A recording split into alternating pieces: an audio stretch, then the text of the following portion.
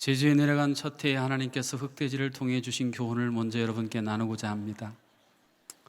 흑돼지가 저를 보고 그러더라고요. 너희 인간들 우리 잡아먹고 건강하게 천년만년 살 것 같지? 너희도 언젠가는 죽으면 다 흑돼지. 여러분, 인간은 하나님이 흙으로 창조하셨습니다. 그러나 만약 하나님의 생기가 거기에 부어 넣어지지 않았다면 인간은 그 존재의 가치를 가질 수 없는 것입니다. 사도 바울이 바울 되기 전에 사울이었을 때에 얼마나 화려한 스펙이 있었습니까? 오늘날의 서울대에 해당하는 가말리엘 문화에서 수학하였고 그렇게 갖기 힘든 로마의 시민권을 손에 쥐고 살았던 그러나 하나님의 생기가 없어서 그는 하나님 보시기에는 흙덩어리에 불과한 티끌 같은 존재였습니다. 그런데 하나님께서 그에게 놀라운 하나님의 능력을 부어주셨다. 이것이 오늘 본문 전반부에 기록된 아름다운 간증의 내용입니다. 사실 사도 바울은 이러한 하나님의 놀라운 신비한 은혜와 능력을 받을 자격이 없는 존재였습니다. 원형 경기장에서 성난 사자가 그리스도인을 물어 뜯듯이 그는 교회를 잔혹하게 박해했습니다. 뿐만 아니라 교회의 충실한 일꾼 스데반을 죽음에 몰아넣는 데에 공모했던 바로 그 장본인이었습니다. 뿐만 아니라 하나님이라고 이름은 불렀지만 그의 속마음을 뚫고 돌아가 보면 율법주의로 똘똘 뭉쳐진 견고한 진에 갇혀 살았던 그는 엄밀한 의미에서 하나님의 이러한 놀라운 은혜와 능력을 받을 자격이 없는 존재였습니다. 그런데 오늘 본문 1절에 보면 주의 환상과 계시를 자신에게 보이셨다고 고백합니다. 흑백 TV만 보고 살았던 사람들이 컬러 TV를 보았을 때에 그 놀라운 감격, 그런 은혜를 하나님이 부어주셨습니다. 그것뿐입니까? 2절 말씀에 보면 하나님께서 그를 소위 삼층천이라고 하는 그곳까지 이끌어 올려주신 하나님의 손길을 간증하고 있습니다. 롯데월드 타워에만 올라가도 와 탄성을 하는데 이러한 놀라운 신비로운 은혜를 하나님이 그에게 부으셨다는 것입니다. 뿐만 아니라 4절 말씀에 보면 사람이 가히 이르지 못할 말을 들었다. 우리 서로 받은 그 기쁨은 알 사람이 없도다. 하나님의 임재 아래서 하나님과 대화하고 하나님이 내게 들려주신 그 영광스러운 말씀을 들은 이 기쁨은 도무지 세상 사람들이 알 수 없는 놀라운 체험이었습니다. 어떻게 박해자요 율법주의로 똘똘 뭉쳤던 이 사도 바울에게 이러한 놀라운 능력의 체험이 가능했을까요? 그것은 오늘 본문에 환상과 계시라는 말 앞에 붙어있는 주님이 주신 환상과 계시라는 이 중요한 수식어구를 주목해 볼 필요가 있습니다. 내가 노력해서 얻은 게 아니에요. 내가 공로를 쌓아서 받을 자격이 있어서 받은 게 아니에요. 오늘 우리가 찬양으로 고백한 것처럼 한없는 주님의 은혜, 한량없는 주님의 은혜로 말미암아 내가 이 놀라운 것을 더함 받았고 그런 말미암아 나는 이 세상의 진정한 능력자가 될 수 있었습니다. 할렐루야. 그런데 여러분, 이것이 어떻게 가능해졌는지 아세요? 내가 다메섹에서 주님을 만났기 때문입니다. 그때 나는 주님께 물었습니다. 주여 누구시니까? 주여 누구시니까? 이러한 예수 그리스도와의 만남의 사건을 통하여 그는 하나님 나라의 위대한 신비, 비밀을 깨닫고 그것을 온 세상에 전하는 영광스러운, 온 세상을 뒤덮고 있는 하나님의 영광을 이 세상에 드러내는 하나님의 손에 쓰임받는 영광스러운 사역자로 살 수 있게 되었습니다. 올 한 해 반년을 살아오시면서 하나님이 여러분의 삶에 무엇을 더해 주셨습니까? 그로 말미암아 여러분의 삶에는 어떤 새로운 능력을 여러분이 소유하게 되셨습니까? 나는 과연 이러한 하나님의 은혜와 능력을 더함받을 자격이 있는 사람인가?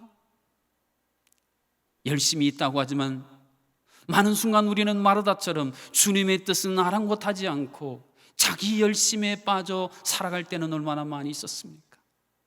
스데반을 무너뜨리듯이 주님의 소중한 사람들을 나의 잘못된 열심으로 말미암아 상처 입혀 무너뜨릴 때는 또 얼마나 많이 있었습니까? 예수 그리스도의 복음을 끊임없이 그 진리를 말씀해 주시는데 우리 밑바탕에 가라앉아 있는 샤머니즘, 기복신앙, 또한 공자가 우리의 삶의 중심에 아직도 버젓이 자리를 잡고 있어 복음을 윤리로 착각하고 뒤바꿈할 때는 얼마나 또 많이 있었습니까? 그런데도 하나님께서는 우리에게 더해 주시는 플러스의 놀라운 것들을 공급해 주셨습니다.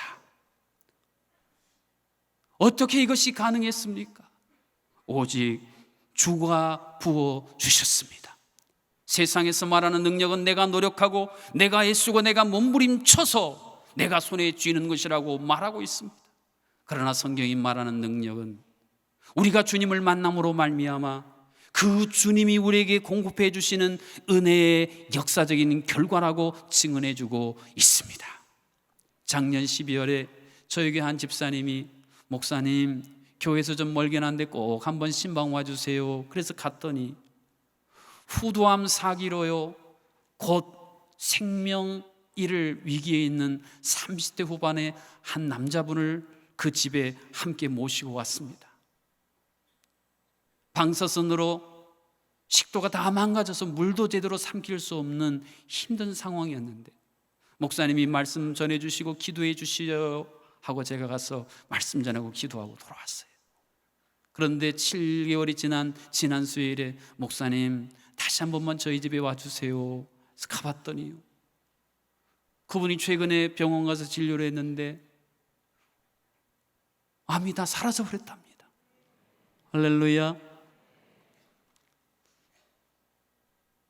우리는 하나님께 찬양했습니다. 능치 못한 것 주께 없으니. 우리가 하나님을 향해서 입술로만 립서비스했지 그 하나님의 능력이 더해지는 것이 내 삶에, 내 가정에, 우리 목장에, 우리 교회에 있어지라는 사실은 우리 너무 많은 순간에 예외로 뒷전으로 미룰 때가 얼마나 많이 있습니까? 이 세상은요 오늘 이 시대 그리스도인들에게 속삭입니다. 너희들 뛰어봤자 벼룩이야. 너희들 뛰어봤자 벼룩이야. 그래서 수많은 그리스도인들이, 교회들이 이 세상이 우리에게 속삭이는 이 잘못된 프레임에 갇혀서 하나님께서 우리에게 부어주시기를 원하는, 더해주시기를 원하시는 진정한 능력을 향하여 시선도 돌리지 못하고 마음도 닫아준 채로 늘 제자리에 머물러 살아가는 삶을 반복할 때가 얼마나 많이 있습니까? 이러한 우리에게 오늘 주님이 말씀하십니다. 내가가 아니라 주가 친히 이루리라.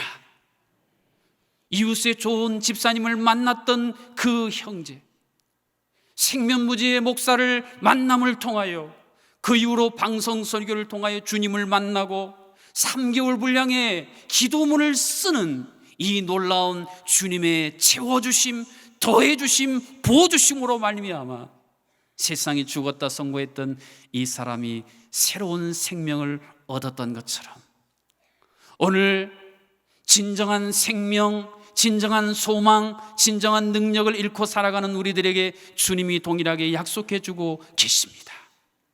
다윗집의 열쇠를 내가 내 어깨에 두었으니 내가 열면 닫을 자가 없으리라. 사랑하는 성도 여러분, 하나님이 열기로 작정을 하시면 3년 6개월 동안 비가 오지 않아 산천초목이 다 타들어 죽어간 그 땅이 다시 한번 소생케 되는 역사를 하나님이 친히 이루어 주십니다.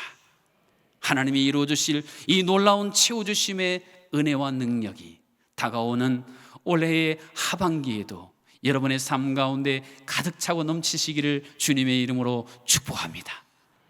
그러나 우리의 인생을 살다 보면요, 항상 하나님이 더해 주시고 부어주시지만 않고 때로는 가져가실 때가 있습니다.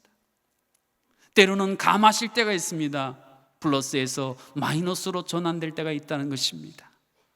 오늘 본문의 후반부에는 사도 바울이 자신의 인생 사역에 썼던 이러한 마이너스에 대한 이야기를 들려주고 있습니다. 요즘에 제주 가면요, 바닷가에 한치 잡기 위해 한창 많은 배들을 볼 수 있습니다. 근데 한치를 잡아먹고 사는 건 인간뿐 아니라 참돔이라는 고기가 한치를 좋아한답니다.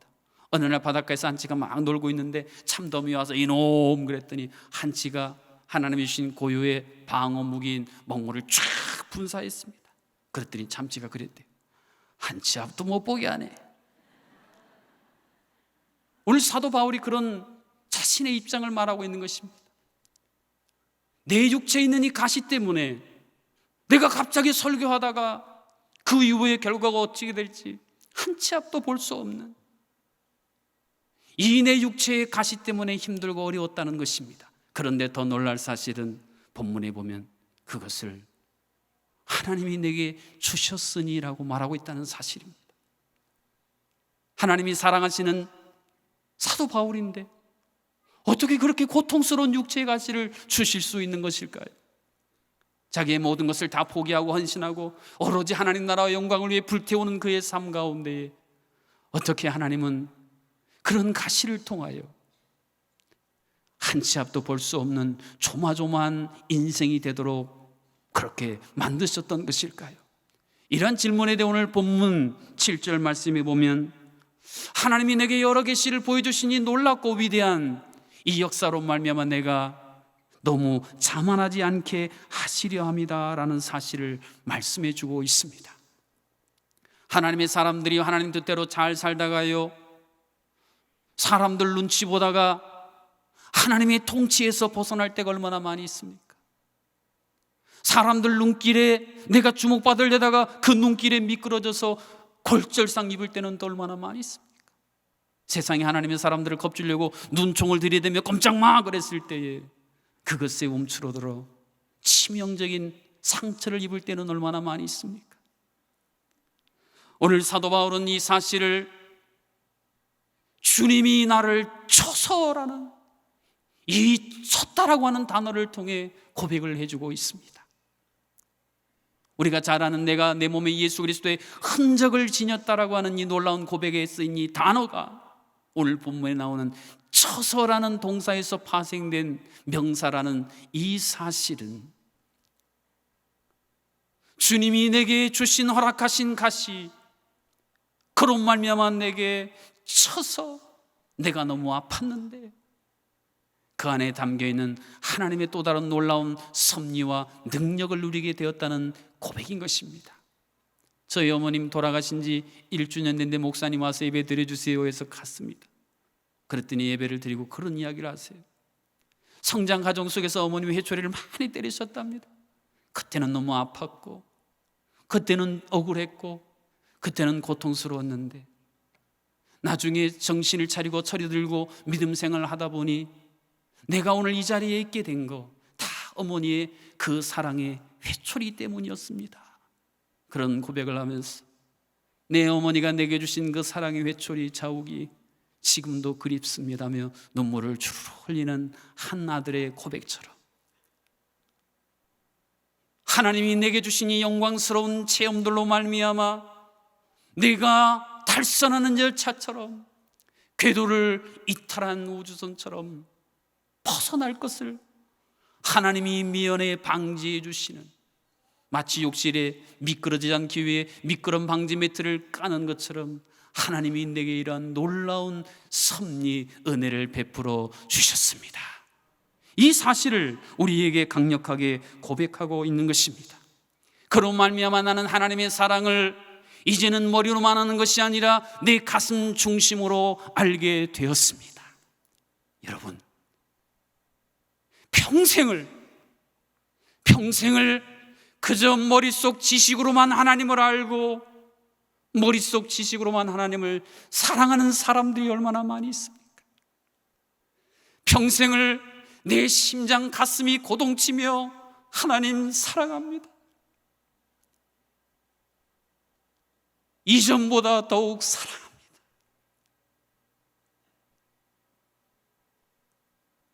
이전보다 더욱 사랑합니다. 이런 고백 한번 해보지 못하고 우리가 하나님 앞에 간다면 얼마나 안타깝고 부끄러운 삶이겠습니까? 오늘 이 시대를 살아가는 우리의 삶도 수많은 사람이 돌연 가시로 우리를 찌를 때가 있습니다.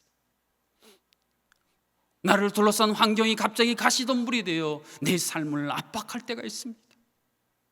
예상치 않은 충격적인 사건이 커다란 가시처럼 내 심장을 뚫고 우리 가정 공동체를 뚫고 모든 것을 송두리째 흔들리게 만들 때가 있습니다. 빼버리고 싶은데 빼버리려고 내가 몸부림칠수록 더욱 깊이 박혀가는 가시들. 그래서 우리는 도로를 잘 달리다가 멈춰버린 자동차처럼 우리 인생의 동력이 그만 꺼져버리는 것 같은, 핸드폰이 다 소진됐는데 충전기를 아무리 찾아도 충전기가 보이지 않는 것 같은, 짐이 실리고 실려 더 이상 한 걸음도 걸을 수 없어 큰 대자로 뻗어버렸다는 이소부아의 당나귀처럼 그렇게 주저앉아 하늘을 바라보며 엘리 엘리 라마 사박다니, 나의 하나님 나의 하나님, 내가 하나님이 사랑하는 자녀 맞습니까? 하나님이 영광스럽게 세운 성도 맞습니까? 주님을 주인으로 고백하는 가족 맞습니까? 그런데 어찌하여 그렇게 눈물지며 탄식하며 살아갈 때가 참으로 많이 있습니다. 시편 1편에 보면 세 가지의 경계해야 할 중요한 경계 대상을 우리에게 교훈해 주고 계십니다. 갑자기 인생길을 가다가 함정에 쑥 빠질 수 있는 죄인들의 길, 하나님이 우리에게 주신 모든 것들을 차단해 버리는 족쇄처럼 우리를 압박하는 오만한 자의 자리, 미세먼지처럼 분별력을 상실케 만드는 악한 사람들의 꾀. 우리는 찬양의 고백처럼 매일 이런 것들 때문에 또 실수하고 또 넘어질 수밖에 없는 참으로 연약한 존재들입니다. 내가 대단한 존재인 줄 알았는데, 그 누구도 추정을 불허할 만한 영광스러운 존재인 줄 알았는데, 그게 아니라, 내게 아니라 다 주님 것이었습니다. 나는 시실 하나님을 사랑할 만한 사랑의 작은 겨자씨만한 사랑도 헌신도 없는 연약한 존재였는데, 아무 조건도 없이, 아무런 대가도 없이 내게 부어주신 한량없는 그 사랑, 오직 하나님만이, 주님만이 그 사랑의 근원인 것을 내가 깨닫게 되었습니다. 여러분, 레몬즙으로 글씨나 그림을 그리면요 보이질 않습니다. 그런데 그것을 열을 가하거나 전구 위에 이렇게 올려놓으면 그 레몬에 있는 시트르산이라는 것이 탈수작용을 일으켜서요 글씨가 보이고 그림이 보인답니다. 오늘 우리가 인생을 살다 보면 왜 내게 이런 고난이 왔습니까? 왜 내게 이런 슬픔이 왔습니까? 왜 이런 가시가 내가 매일 찔림받으며 살아야 됩니까? 탄식하고 싶은데 그때 한 신앙인은 고백합니다. 그때에도 주님은 일하고 계시잖아요. 주님이 오늘도 우리를 위해 일하고 계신다고 하는 이 놀라운 사실을 우리가 믿을 수만 있다면, 요셉이 형들이 자기를 찌른 그 잔인한 가시, 보디발의 아내가 찌른 억울한 가시, 살이 차고 어두운 감옥에 갇혀서 그 가시덤불에 살았던 그 모든 가시들, 그래도 거기서 하나님은 여전히 일하고 계셨습니다. 이것이 그가 말년에 고백했던 영광스러운 하나님의 가시 감사의 능력의 고백이었습니다. 세상은 말입니다, 능력은 더해지고 무엇인가가 추가되어야 된다고 말합니다. 감해지고 약해지는 것, 그것은 능력이 아니라고 이야기합니다. 그런 것들은 우리 삶을 소진시키고 분산시키는 것이다라고 정의합니다. 그러나 성경이 말하는 하나님이 주시는 능력은 오늘 본문 9절에 고백한 것처럼 약한 데서 온전하여 지느니라. 한번 따라해 보실까요? 약한 데서 온전하여 지느니라. 약함인데, 가시인데, 그것이 도리어 능력을 집중시키고 배가시키고 증폭시키게 하시는 전능하신 하나님, 그 영원하신 팔이 우리를 붙들고 계시기 때문에 우리는 약한 데서도 강할 수 있는, 세상이 이해할 수 없는 진정한 능력자라는 사실을 믿을 수 있기를 주님의 이름으로 축복합니다. 영국의 캠브리지의 코클리라는 교수님이 지금 혼란한 신학계에 굉장히 중요한 이론을 발표하여 센세이션을 일으키고 있답니다. 내용인즉, 인간들이요 자신이 강하다고 생각할 때는 하나님을 필요로 하지 않는답니다. 그런데 인생의 가시들이 자기를 찌르고 가시에 포진될 때에 그때 하나님을 찾게 되고요, 그때의 고백은 내가 이렇게 취약한 것 투성이었고, 그런 깨달음을 아뢰어 드리는데 놀라운 사실은 그때부터 하나님의 진정한 능력이 나타나기 시작한 겁니다. 그래서 소위 취약성 안에 있는 힘, 하나님이 그 힘으로 나를 엠파워먼트, 복돋아 주시자 그렇게 깨기 힘들었던 내 자아를 깨고 그렇게 변화될 수 없었던 내가 드디어 근본적인 변화를 경험하게 되는 것, 이것을 그는 은총이다라고 그 교수님은 선언해 주었습니다. 그렇습니다. 사랑하는 성도 여러분, 오늘 여러분의 인생을 둘러싸고 있는 가시들을 떠올릴 때마다 여러분 주보 표지에 있는 이 유채꽃을 함께 떠올려 보시라. 제가 제주도에 있는 유채꽃밭을 실었습니다. 그런데 유채꽃이 제일 멋있는 동네 이름이요, 가시리예요. 가시리. 너를 찌르는 가시의 고통, 아픔, 그 모든 것 내가 곧 가시게 하리라. 너의 가시방석의 그 모든 가시들 내가 아름다운 유채꽃처럼 꽃자리로 변화시켜 주리라. 이 대목에서 구상시인의 한 시가 떠올랐습니다. 내가 가시방석처럼 여기는 너의 앉은 자리가 꽃자리니라.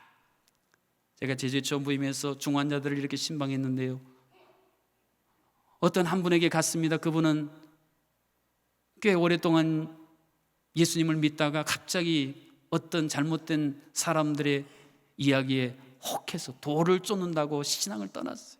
그러다가 어째서 암에 걸렸는데요, 척수까지 암이 전이 됐어요. 침대에서 전혀 거동을 못하시고 누워 계시더라고요. 제가 그래서 말씀을 전하고 기도를 하는데 기도 중간에 갑자기 그분이 큰 소리로 기도 그만하세요. 여러분, 목회자가 기도하는데 기도 그만하세요 그런 소리 들었을 때 마음이 어땠을지 상상이 되세요? 아, 내가 할 수 있는 게 아무것도 없구나.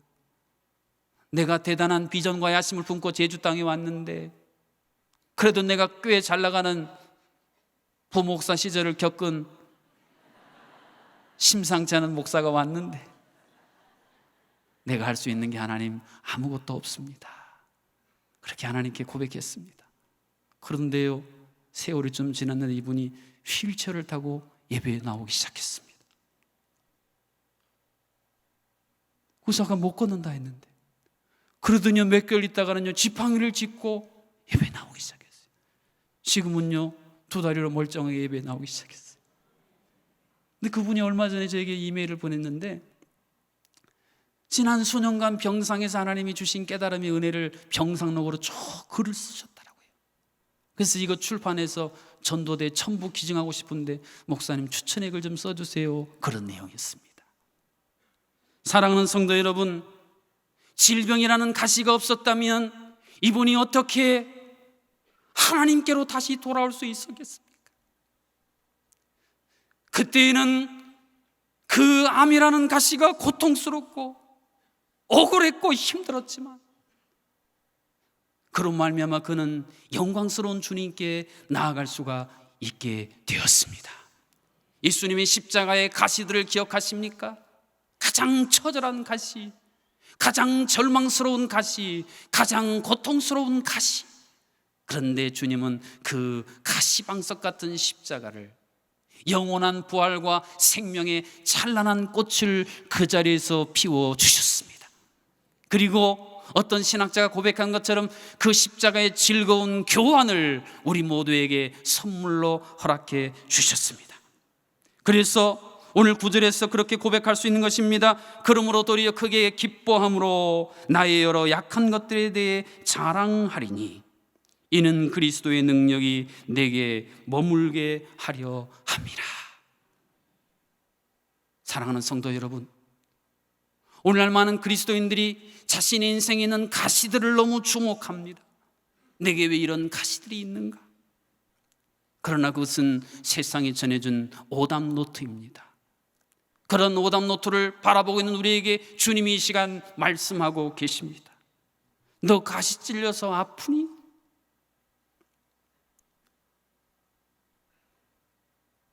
그 가시 때문에 피눈물을 흘리고 있니?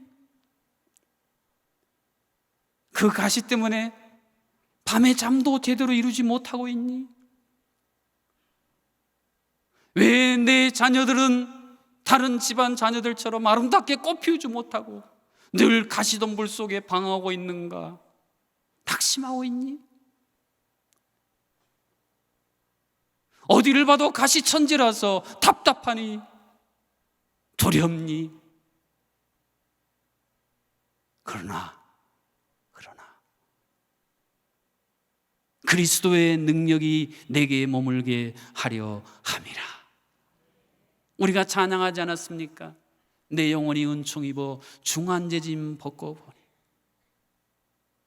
우리가 예수 그리스도 그분을 내 마음에 모셔드리고 하나님의 자녀 천국 백성이 되었다는 것보다 여러분 더 큰 은혜, 더 큰 능력이 어디 있습니까?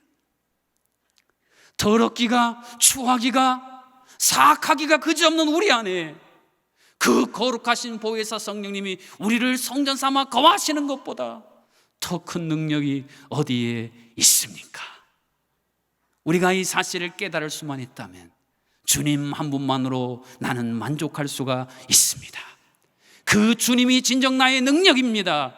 그 주님이 나와 동행하시면 그 어디나 하늘나라. 할렐루야.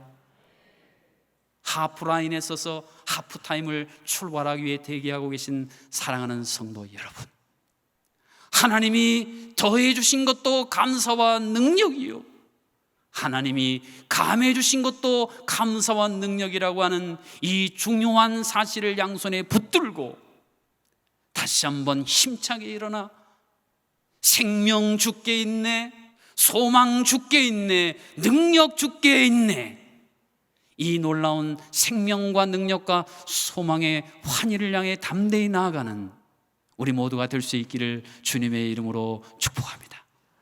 기도하시겠습니다.